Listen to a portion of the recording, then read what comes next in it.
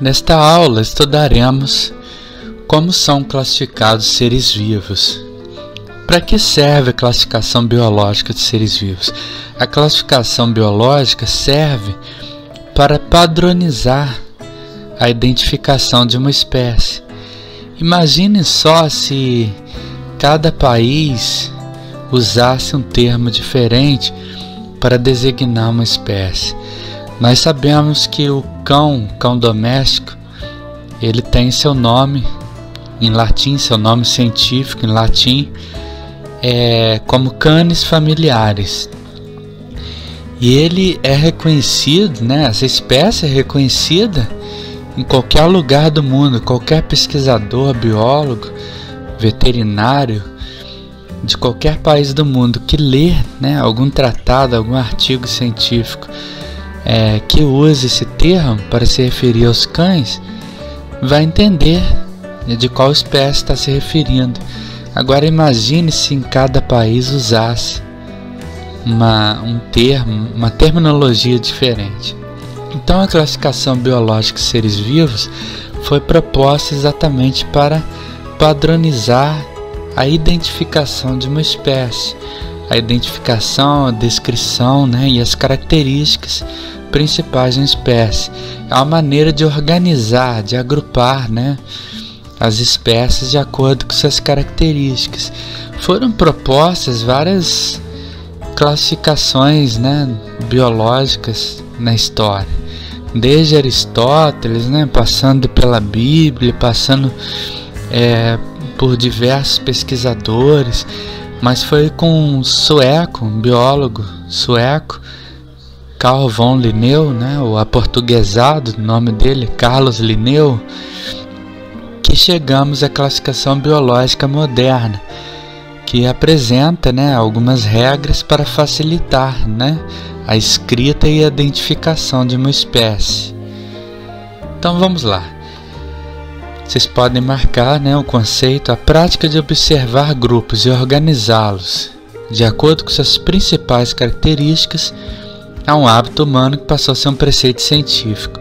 Perante a diversidade de formas de vida, classificá-las é importante para se conhecer sobre o desenvolvimento e a complexidade da vida. Então, a classificação biológica ela tem níveis de classificação. A classificação das espécies, até meados do século XX, acontecia com a divisão de todas as espécies de vida em 2 reinos apenas, em plantas e animais, com a construção de instrumentos científicos, e inclusive eu saliento aqui o advento e o desenvolvimento da genética, que teve uma contribuição importante para os atuais instrumentos de classificação biológica.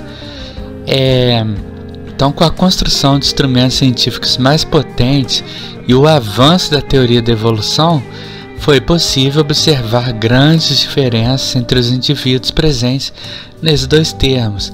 Não dá, por exemplo, para classificar bactérias no reino Plantae, que é o reino das plantas. Antigamente se estudava bactérias e algas no reino Plantae. Hoje esses organismos são organizados em reinos diferentes. Mas na atual classificação biológica, não se tem falado sequer mais em reinos, em sim em domínios. É algo que nós vamos ver mais adiante. Mas, por hora, os livros ainda mantêm uma classificação conservadora em 5 reinos, em 5 grandes reinos. Nomenclatura biológica, como funciona? Os nomes científicos dados aos indivíduos e as categorias às quais eles estão incluídos são chamados de nomenclatura científica ou nomenclatura biológica.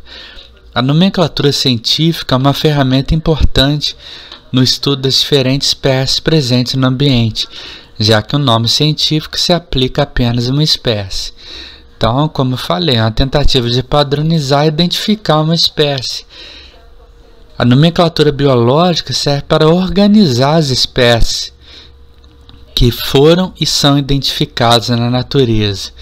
Assim como um álbum de figurinhas organiza os cromos, as figurinhas, seja um álbum de futebol, né, que organiza os jogadores através de clubes, de times, de países, seja um álbum de animais, né, a classificação biológica tem por função organizar os seres vivos que existem na natureza.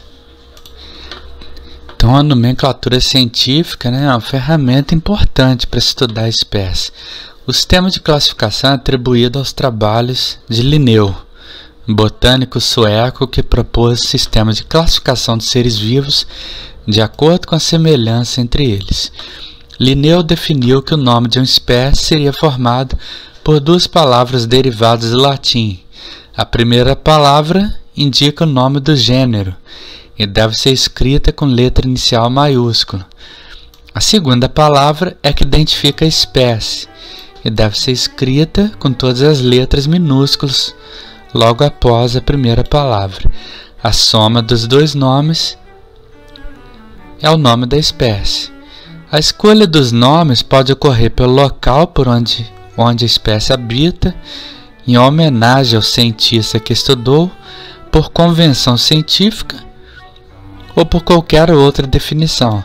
O nome da espécie aparece em destaque, sublinhado ou em itálico. Por exemplo, Homo sapiens, aqui está em itálico, né, que é aquela letra tombada, ou Homo sapiens está em destaque, está sublinhado. E por que o latim? O latim é considerado uma língua morta. Ela é falada oficialmente pelo Estado do Vaticano. É um domínio papal que fica dentro da cidade eterna, a cidade de Roma. Ela não quer dizer que seja uma língua, né, que não tenha uma grande influência nas línguas novilatinas, né, da atualidade. A nossa língua mesmo, portuguesa, é derivada do latim. E de acordo com alguns filólogos, que são estudiosos das línguas, dos idiomas, a língua portuguesa é uma das mais próximas do latim, né? Uma das línguas neolatinas ou novilatinas mais próximas do latim mesmo. E seria a língua, né, da plebe romana, né, que se estabeleceu na região onde hoje é o Portugal, né? A Península Ibérica. Pois bem, o latim é uma língua morta porque ela sofre poucas mudanças, poucas variações. Ela não é mais usada assim em trabalhos. Ela não é mais usada oficialmente por um país, exceto pelo Vaticano, né? Antigamente era a língua também própria das pessoas intelectualizadas, né? Dos cientistas, filósofos, escritores. Muitos escreviam em latim, que era a língua culta da Europa, né? Até o século XIX. A partir do início do século XX, né? Houve uma mudança, né? O francês e depois o inglês ocuparam espaço, né? Mas o latim sempre foi uma língua considerada uma língua culta, né? Entre os intelectuais europeus. Então, na época de Linneu, século XVIII, o latim era uma língua em evidência, típica das classes mais nobres, abastadas, mais intelectualizadas da população europeia, né? Então, escolheu-se o latim. O latim tem a vantagem, né, por ser uma língua que hoje sofre poucas variações, exatamente porque só é falado oficialmente pela Igreja Católica. Mas é utilizada na classificação científica, né, na classificação biológica. Ninguém precisa, é claro, aprender latim para entender o nome das espécies. É preciso entender, compreender as regras que regem a nomenclatura das espécies. É isso que é importante, né? E existem hoje catálogos, enciclopédias, catálogos que facilitam a identificação, né, dos nomes das espécies para o idioma, né, de origem. Não existe biólogo no mundo, né, que conheça, que saiba todos os nomes, né, reconheça todas as espécies já catalogadas, né. Bom, eu acredito que seja impossível, né, mas se houver alguma, eu não conheço, ainda não ouvi falar. Bom, taxonomia. Taxonomia é a ciência de classificação dos seres vivos, né? É um sistema de classificação de seres vivos. Não confundam com taxidermia, que é a arte de empalhar, né, animais, por exemplo. Taxonomia é classificar, é a classificação de seres vivos. Linneu acreditava que as espécies eram imutáveis, ou seja, não se modificavam ao longo do tempo. Então Linneu foi influenciado pelo fixismo, o criacionismo. Ele acreditava que as espécies foram criadas diretamente por Deus, conforme relatado no livro do Gênesis. Por isso o modelo de classificação proposto por ele não considerava a evolução de seres vivos. O modelo proposto por ele classificava os seres vivos em um sistema de várias camadas hierárquicas que variam de complexidade, da de maior abrangência para a de menor abrangência. Esse sistema é utilizado até hoje, com algumas modificações nos níveis de hierarquia e considerando o processo de evolução biológica. Dessa forma, os seres vivos são classificados a partir de sua história evolutiva e de seu grau de parentesco, sendo alocados em uma mesma categoria taxonômica os que possuem um ancestral em comum. Então, né, essas categorias foram propostas, né, por Linneu e sofreram poucas mudanças desde então. Sofreram mudanças, né, para poder adaptar-se aos conhecimentos trazidos pela teoria evolutiva, né, e pela genética também, e estudos na biologia molecular, né, na evolução, enfim. Então temos aqui o reino, que é um termo muito mais abrangente, muito genérico, passando pelo filo, classe, ordem, família, gênero e espécie. Então aqui a espécie representa um indivíduo, né? Uma categoria, melhor dizendo, mais pontual, né? Mais facilmente identificável que as demais categorias, né? Que já são mais genéricas. Então, a seta verde aponta para termos muito genéricos. Por exemplo, o reino animalia. O reino animalia engloba o reino a que pertencem todos os animais. Aqui podemos colocar camelo, podemos colocar leão, podemos colocar percevejo, besouro, seres humanos. É muito genérico, não é verdade? Mas se falarmos da espécie, aí a coisa muda de figura. O Homo sapiens está dizendo especificamente, está fazendo referência especificamente ao homem, à espécie humana. Pantroglodites, ao chimpanzé, canis lupus, ao lobo, canis familiares, ao cão doméstico. Então, o termo espécie, essa categoria, se aplica a um termo mais específico. Viram a diferença? As categorias taxonômicas em ordem decrescente de abrangência são reino, filo, classe, ordem, família, gênero e espécie. O reino é a categoria superior da taxonomia. Nele se agrupam todos os seres vivos que possuem pequenas semelhanças. E existem grandes 5 reinos.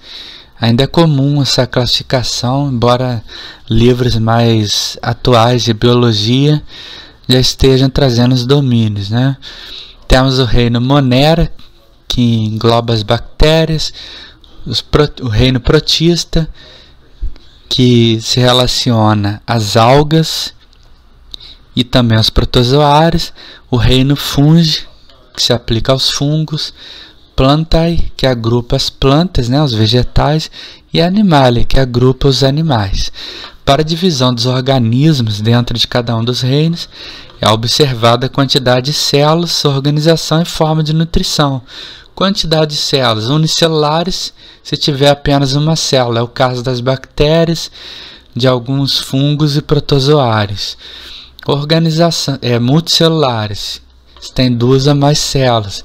É o caso de plantas, de seres humanos, de animais, a maioria de seres vivos em geral. A organização, né? Se é eucarionte, se tem um núcleo individualizado, dentro do qual fica o material genético, ou se é procarionte, que é o caso das bactérias somente, em que o material genético fica disperso no citoplasma, em um nucleolo, né, e não em um núcleo verdadeiro. E temos a forma de nutrição, se é heterotrófico ou autotrófico. Autotrófico é o caso de plantas e algas e algumas bactérias que sintetizam o próprio alimento, são fotossintetizantes ou quimiosintetizantes. Já heterotróficos é que dependem de outros organismos para se alimentar.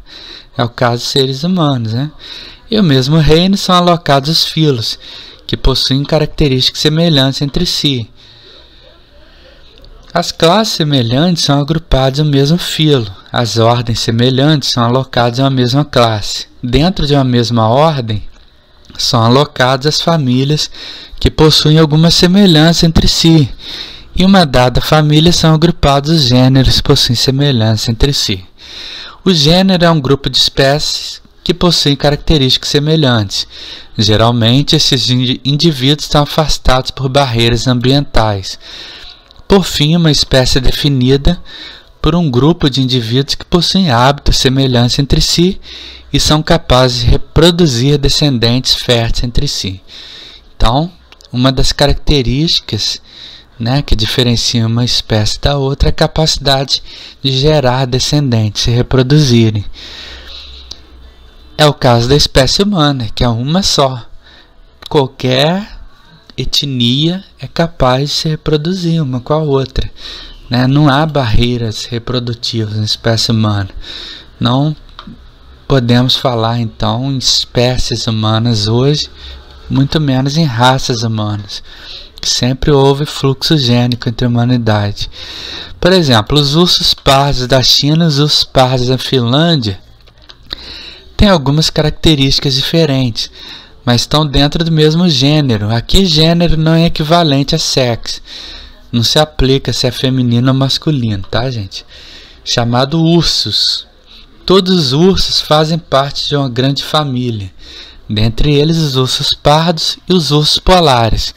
Podemos dizer que os ursos pardos e os ursos polares são parentes. O nome dessa família é Ursidae. Sua alimentação é baseada em carne. Logo, a ordem em que essa família está incluída é a carnívora. Os ursos apresentam estruturas corporais, glândula mamária e modo de reprodução que os colocam na classe dos mamíferos. São animais que possuem coluna vertebral, por isso estão no filo dos cordados e são pertencentes ao reino Animalia. Então temos aqui o urso, né, classificado, o urso pardo classificado em todas as categorias taxonômicas. Partindo do mais geral para o mais específico, nós temos qual o reino? Animalia. Então o urso pertence ao reino Animalia. Ele não está no reino Plantae, nem Protista, nem Monera, nem Fungi. Ele é o reino Animalia. Ele é um animal.